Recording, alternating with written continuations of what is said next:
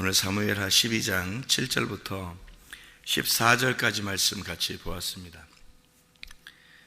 다윗이 밧세바를 통해서 범죄하고 다윗이 밧세바 범죄 이외에는 다른 범죄를 하지 않았다. 열왕기상 15장 5절 말씀에 그런 말씀이 있는데 제가 그 말씀을 읽어드릴게요. 이는 다윗이 햇사람 우리아의 일 외에는 평생에 여호와 보시기에 정직하게 행하고 자기에게 명령하신 모든 일을 어기지 아니하였습니다. 이렇게 되어 있거든요. 이런 다윗이 어떻게 밧세바를 범해서 그런 죄를 범할 수 있을까? 그런 생각이에요.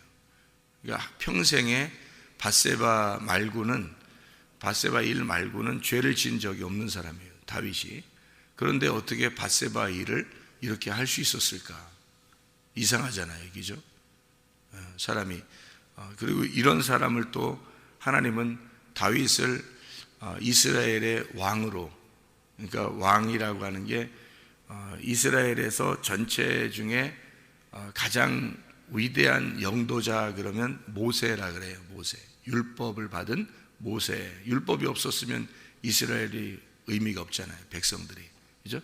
율법 때문에 이스라엘 백성들이 지금까지도 유지하고 있는 것이 이제 율법 때문이니까, 율법을 준 모세가 가장 큰 영도자고, 그리고 가장 위대한 왕 그러면 다윗. 지금도 그렇게 이야기하니까 가장 위대한 왕은 다윗이라고 그러거든요. 그러면은 다윗이 분명히 우리가 볼 때도 엄청난 지금 일을 저질렀는데, 그런데도 하나님이 이 사람을 갖다가 이제 다시 그 위대한 왕으로 삼고, 또 계속해서 그런 왕으로, 요한계시록에서도 다윗 왕만큼 좋은 왕이 없으니까 이 다윗의 별, 다윗의 왕으로 예수님이 다시 오신다, 이런 이야기들을 이제 하시죠. 그러니까 그런 위대한 왕이 어떻게 이런 범죄를 저질렀을까, 그런 게 좀 의문이 나죠, 사실은. 그죠? 성경에서 하나님이 막으실 수도 있었는데, 그런 위대한 왕이라면 그 한 번의 실수도 하지 않도록 하나님이 딱 막으시면 충분히 막을 수 있었는데 막지 않았다. 이상하지 않는가? 성경을 볼 때 이상하지 않는가? 어떤 것은 하나님이 막으시잖아요. 아브라함이 자기 아내들을 팔을 때도 그쪽에 막 나타나가지고 꿈에도 나타나고 막 이제 얘기해서 절대 건들면 안 된다 그러고 막 이렇게 하나님이 하시거든요. 그런데 다윗이 이렇게 범죄할 때는 그냥 두신단 말이에요. 그러면 이제 성경이 뭔가 이상한 거죠. 뭔가 이상하다기보다도 뭘 설명해 주려고 성경에 쓰여진 거죠. 뭘 설명해 주고 싶으니까. 그 아브라함 때, 이삭 때 다른 그 왕이 그 아내들을, 그러니까 이제 아브라함에게는 사라, 그리고 이제 이삭에게는 리브가가 다른 왕에게 이렇게 근접하지 못하도록 막은 이유가 있어요. 그렇게 한 이유는 그 씨가 그 온전한 씨, 하나님이 주신 씨, 그러니까 오직 아브라함에게서만, 이삭에게서만 그 씨를 받아야 되거든요. 그래서 다른 씨를 받으면 안 되니까, 그러면 온전한 사람이 되지 못하잖아요. 그래서 다른 씨를 받으면 안 되니까 그걸 막으신 거고, 다윗이 이제 다른 사람을 이렇게 범죄하는 것은 다윗에게 무슨 다른 씨를 받거나, 다윗이 다른 씨를 받거나, 다른 씨가 이상하게 다르게 번지거나 이런 의미가 아니기 때문에 그냥 막지 않으신 거죠. 그러니까 그런 어떤 이유도 있는데, 제가 설명을 여러분에게 잘 해드리려고 합니다. 이걸 잘 들으면 좀 이해가 돼요. 그런데 이제 이게 여러분은 이제 우리가 지금 얘기를 들으면서 뭐를 이제 생각했냐 하면, 그래, 우리가 은밀한 중에 행한 그 범죄를 하나님이 다 보시고 있다. 이렇게 하니까 그렇지, 우리가 혼자 있을 때 얼마나 조심해야 되는가. 그게 진짜 하나님이 우리를 보시는 거룩함이거든요. 혼자 있을 때 무슨 행동을 하느냐를 보면 그게 그게 이제 이런 성경을 보면서, 여기 내용을 보면서 우리에게 적용을 하는 거죠. 이런 성경을 보면 그렇지, 하나님이 우리를 은밀한 중에도 다 보시고 있어. 내가 혼자 생각하는 것도, 혼자 말하는 것도, 혼자 행동하는 것도 하나님은 다 보시고 있어. 그러니까 우리는 조심해야지. 이제 이런 것들은 우리가 이제 스스로 다 성경을 읽으면서, 성경을 들으면서 깨달을 수 있고 이해할 수 있는 것들이고요. 그런 것들은 우리가 성경 전체에서 이렇게 자꾸 이렇게 성경 말씀을 듣다 보면 우리가 이제 이걸 가지고 내가 어떻게 살아야지 하는 건 이제 알게 된단 말이죠. 그런 것들은. 그런 걸 우리가 일부러 얘기 안 해줘도 알죠. 그런 거는. 그죠? 이렇게 생활해야 되겠구나. 이렇게 해야 되겠구나. 이건 이제 안단 말이에요. 그러니까 그런 건 얼마나 좋은지 몰라요. 그런 얘기들을 이렇게 서로 이렇게 나눌 수 있다는 거는 참 좋은 거죠. 그죠? 서로 이렇게 말씀을, 그래, 맞아. 하나님이 참 조심스럽게 우리를 다 이렇게 보고 있으니까 우리는 우리의 행동도 조심해야 되고 우리의 생각도 조심해야 돼. 혼자 있을 때 진짜 거룩한 거야. 그거는 진짜 중요한 거 말씀드리거든요. 그래서 여러분들은 그런 걸 이제 알고 있어야 돼요. 이미 그런 건 다 알고 있어야 되고, 그리고 이미 그런 것들은 여러분이 그냥 생활 가운데 알게 돼요. 그건 말씀을 통해서. 그러니까 그런 건 충분히 여러분이 알아야 되고, 그건 우리가 생활할 때 굉장히 필요한 겁니다.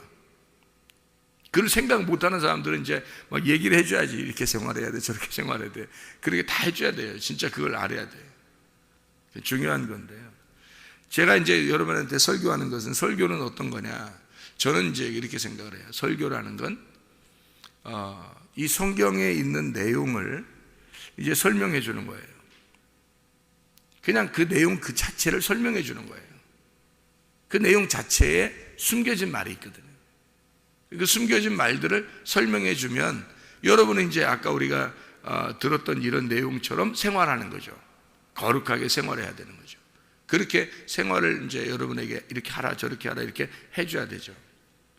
근데 그런 것들은 이제 얘기를 여러분끼리 이제 간증할 수 있고 서로 얘기할 수 있는 거고, 제가 여러분에게 주로 얘기하는 것들은 성경에 숨겨져 있는 내용입니다. 성경 자체에 숨겨져 있는 내용.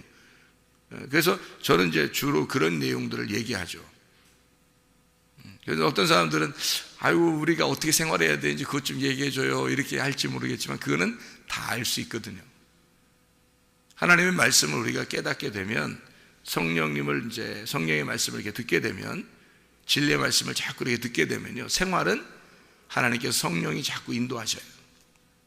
그래서 그 성령님이 이렇게 생활해야 돼, 너 혼자 있을 때 조심해야 돼, 너 거룩해야 돼, 이런 것은 성령님이 계속 우리를 책망하시고 말씀하시고 하신단 말이에요. 안다고요, 자기들이. 그게 양심에 하나님께서 말씀으로 말씀하시는 거거든요. 평상시 우리 생활 가운데.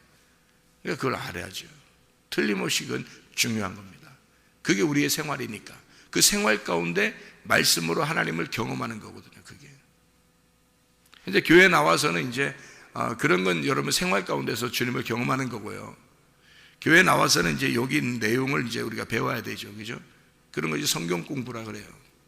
성경을 공부해야 되는 거예요. 성경을 배우는 거죠, 이게. 자, 여기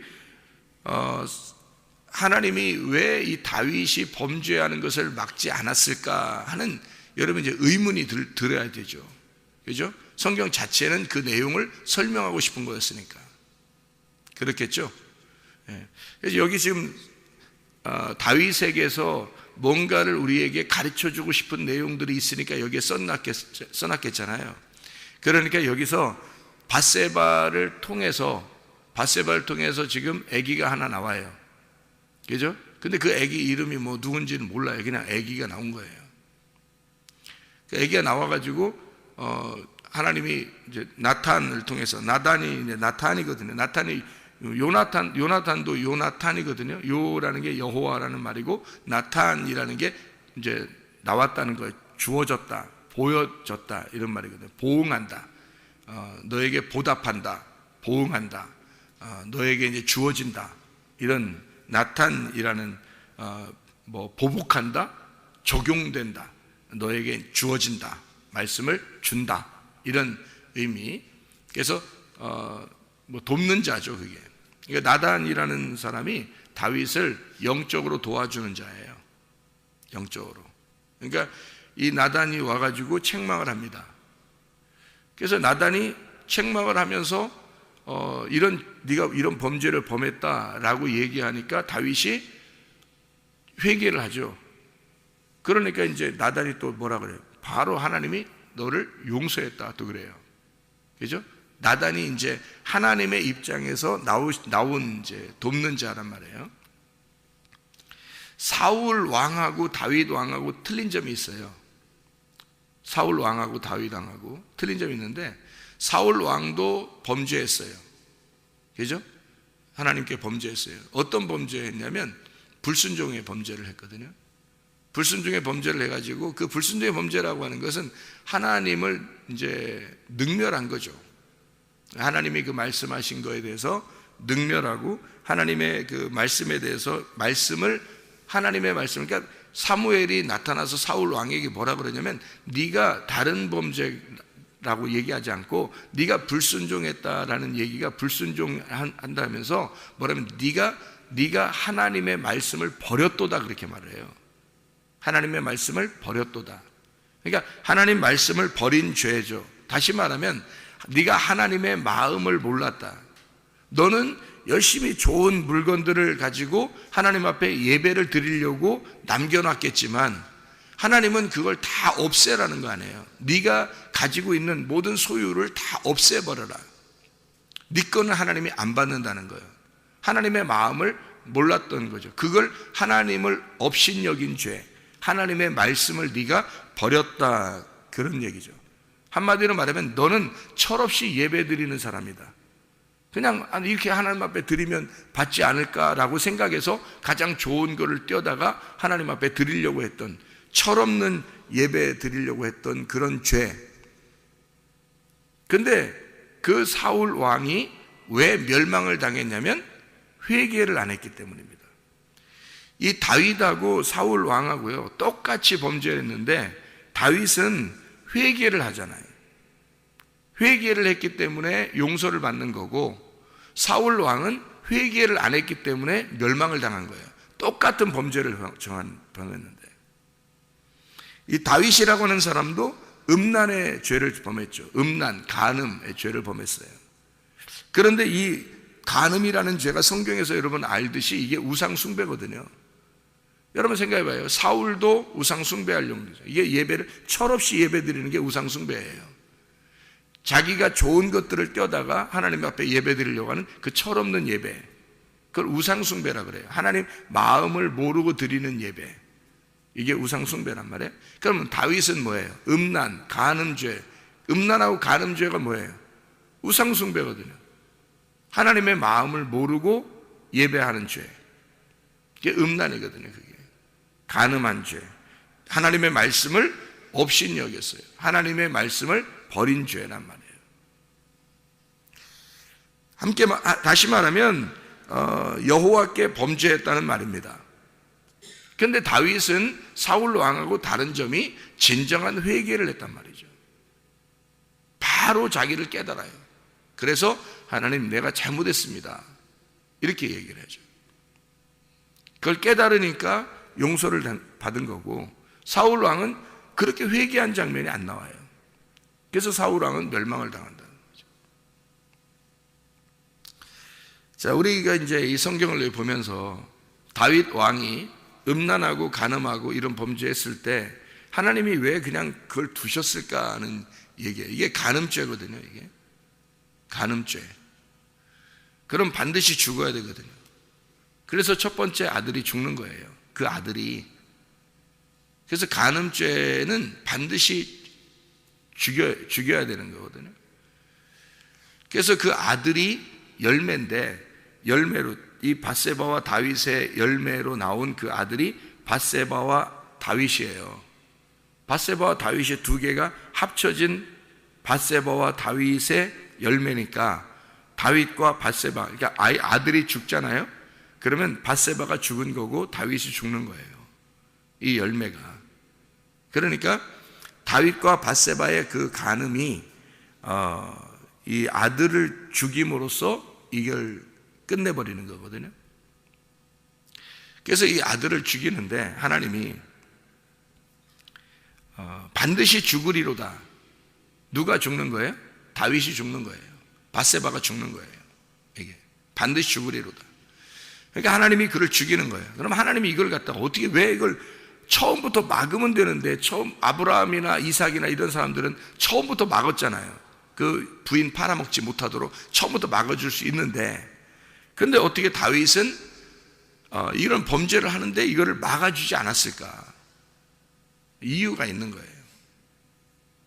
다윗이 이런 범죄를 함으로써 하나님께 꼼짝 못하게 만드는 거죠. 다윗한테는 이런 범죄를 하고 있을 때 가만히 두는 거예요. 두면은 꼼짝 못하죠. 이건 이제 하나님께 잡힌 거예요. 그렇죠?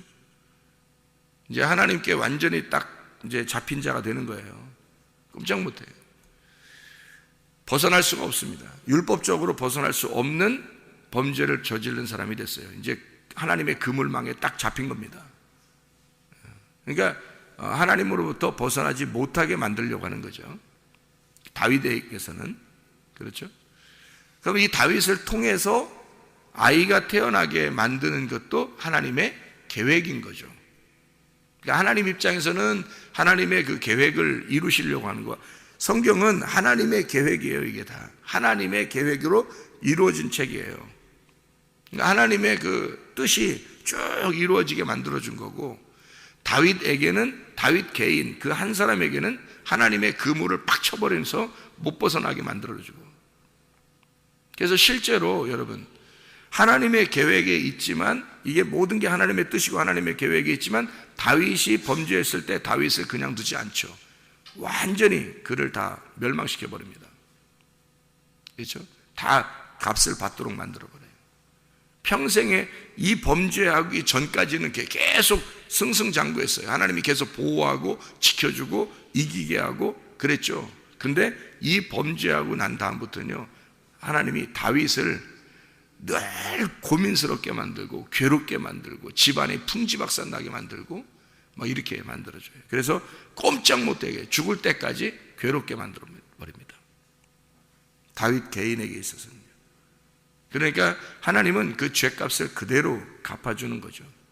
그게 율법의 하나님이니까 그 율법의 그물로 완전히 가둬버리는 거죠. 그래서 우리는 진짜 우리의 실제적인 생활에서도 조심해야 되겠죠. 진짜 우리가 하나님 앞에 바르게 생활해야 되겠다. 근데 이제 하나님의 계획을 한번 여러분에게 설명을 해볼게요. 자, 밧세바를 다윗이 범했다. 간음이죠. 간음죄입니다. 그러면 자, 하나님이 이 땅에 내려와서 마리아의 뱃속에, 하나님의 성령이 마리아의 뱃속에, 마리아는 어떤 거예요? 죄인이죠. 인간들은 죄인이란 말이에요. 하나님이 인간이라는 죄인의 뱃속에 들어가는 건 뭐예요? 간음이에요. 이게 그 자체가 간음이라고요. 하나님이 인간의 배를 빌려서 하나님이 인간의 뱃속에 들어가는 자체가 간음이라고요. 여러분 잘 생각해 보라고요. 하나님이 어떻게 부정한 인간 속에 들어갑니까? 말이 안 되죠. 다윗이라고 하는 이 사람이 어떻게 남편이 있는 아내에게 들어갑니까? 말이 안 되죠. 그걸 간음이라 그러는 거예요. 하나님 자체가, 하나님의 성령이 인간이라는 마리아 뱃속에 들어간다는 자체는 간음이에요. 그 간음으로 태어난 아들은 어떻게 돼야 돼요? 죽어야 되는 겁니다. 그래서 예수님이 죽는 거예요.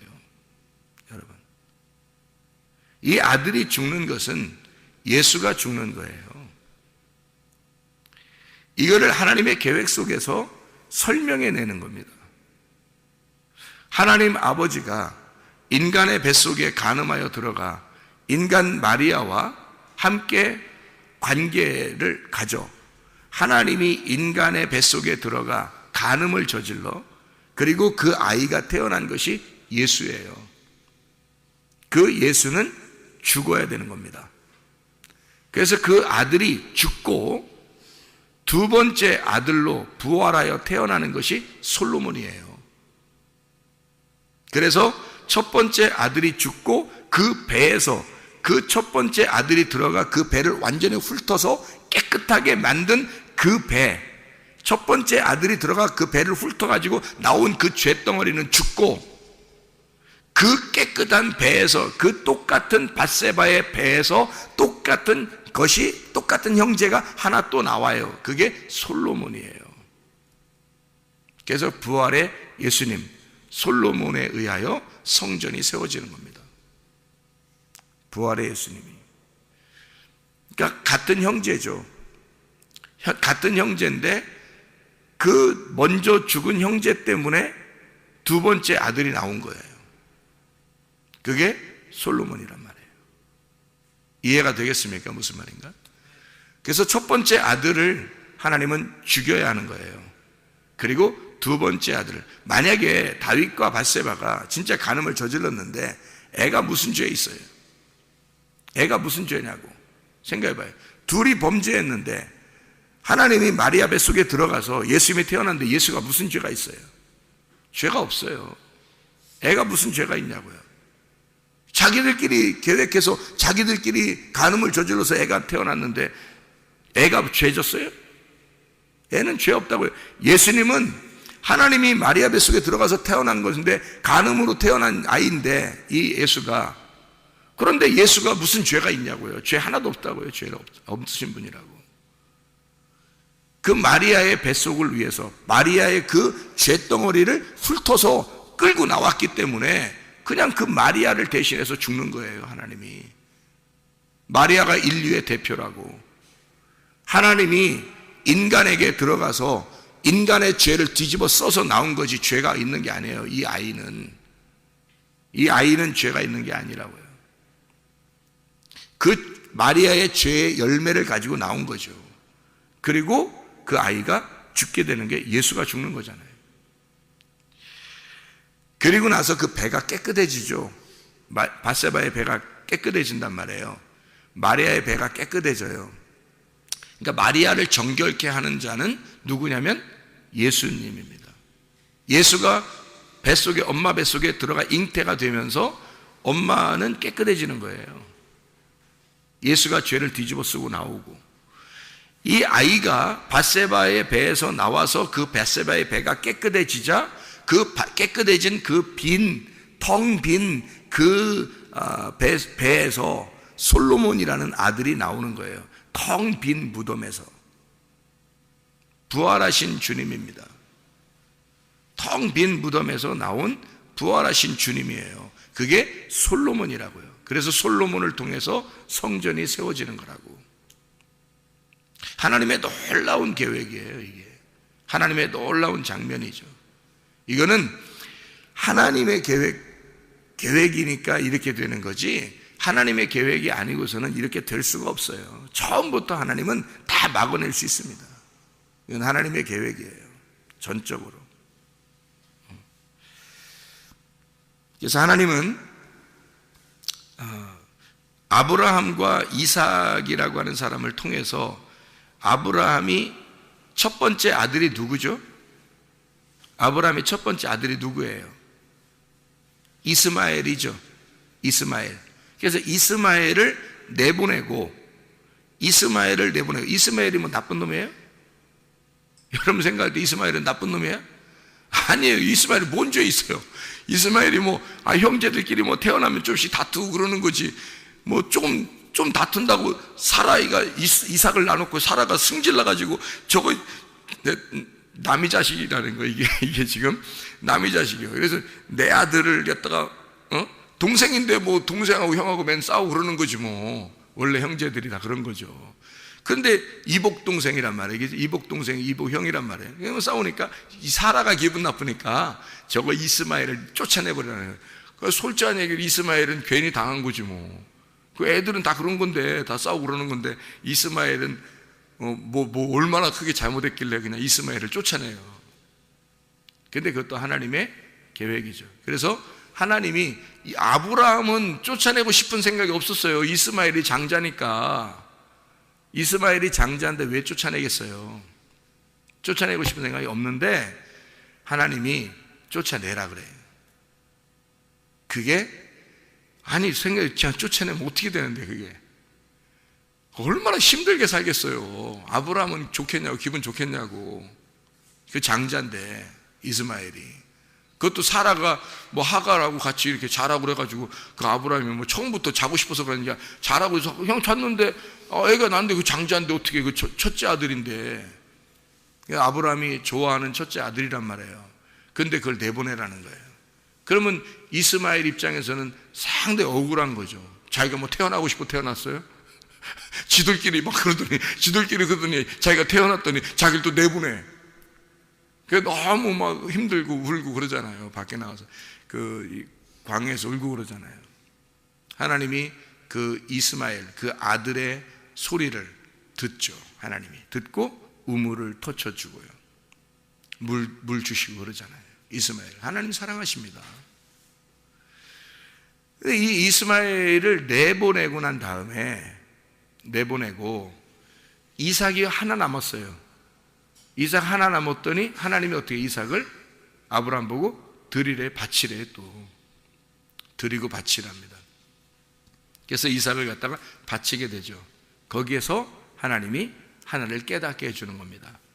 죽음에서 부활한 아들 솔로몬, 부활해서 죽음에서 부활한 그 아들 솔로몬을 너에게 안겨주는 거죠. 이게 아브라함에게 주신 이삭의 축복입니다. 그러니까 이삭을 드리게 하고 다시 이삭을 안겨주잖아요. 그러니까 부활의 예수님이죠. 부활의 솔로몬을, 그 평안을 주는 거예요. 아브라함에게. 똑같은 장면이죠. 이게 다윗과 바세바를 통해서 두 아들 설명하는 거예요. 하나는 첫째 아들과 두 번째 죽음으로 인하여 태어난 솔로몬, 그 아들을 통해서 하나님의 성전을 이루겠다고 이미 솔로몬이 딱 태어나자마자 그 솔로몬 이름이 평화예요. 평화, 결합, 하나됨. 그래서 첫 번째 아들, 죽은 아들과 솔로몬, 살아난 이 두 번째 아들은 하나란 말이에요. 하나, 결합된 아들이다. 그래서 솔로몬, 다윗이 첫 번째 아들이 밧세바를 통해서 죽은 그 첫 번째 아들을 통해서 굉장히 울죠, 그죠? 울어요. 죽고 나니까 어떻게 눈물 싹 씻고 하나님의 계획을 깨닫고요. 그리고 두 번째 아들을 태어난 그 솔로몬을 통해서 하나님이 약속을 미리 해줘요.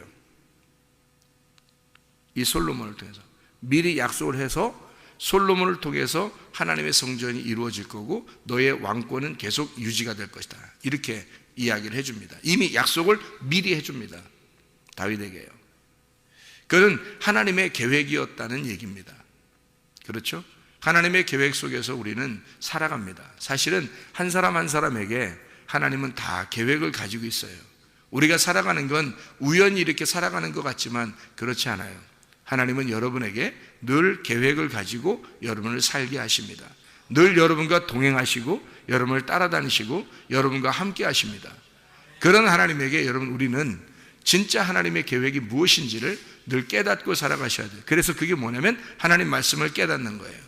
이 말씀 있는 그대로를 깨달아서 하나님 말씀이 이렇게 되어 있구나. 그러니까 내 삶은 어떻게 하나님의 성령께서 인도하시겠죠. 성령께서 인도하시니까 그 삶에 적용해서 내가 하나님 앞에 얼마나 거룩해야 하는가, 내가 음란하지 아니하고 우상 숭배하지 아니하고 내가 하나님 앞에 거룩한 하나님의 사람으로 살아야 된다는 걸 하나님의 성령이 가르쳐 줄 거라고요.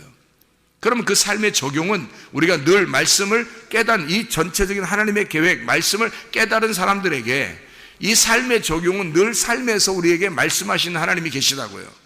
그 삶에서 우리를 인도하셔서 그 삶을 하나님의 길에서 벗어나지 않고 살아갈 수 있도록 만들어 주시는 그 하나님의 성령의 인도하심이 오늘도 늘 여러분과 함께 하시기를 바랍니다. 기도하겠습니다.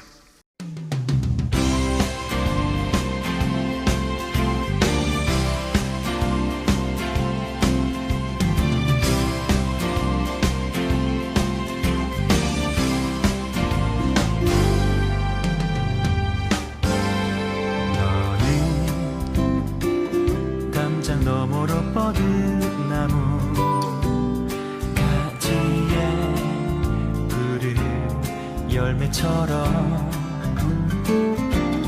하나님의 귀한 축복이 삶에 가득히 넘쳐날 거야.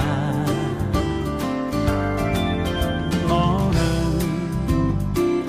어떤 시련이 와도 능히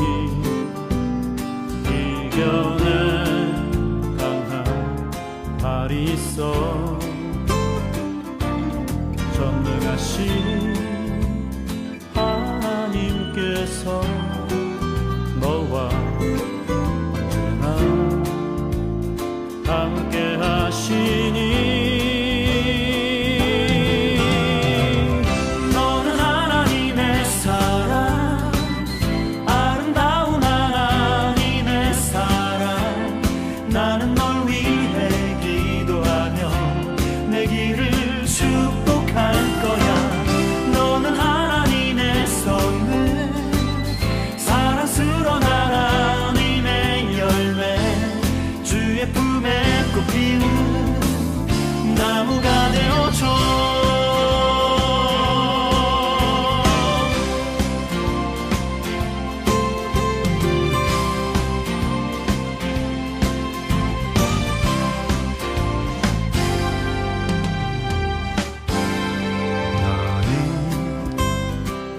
담장 너머로 뻗은 나무 가지에 푸른 열매처럼 하나님의 귀한 축복이 삶에 가득히 넘쳐날 거야.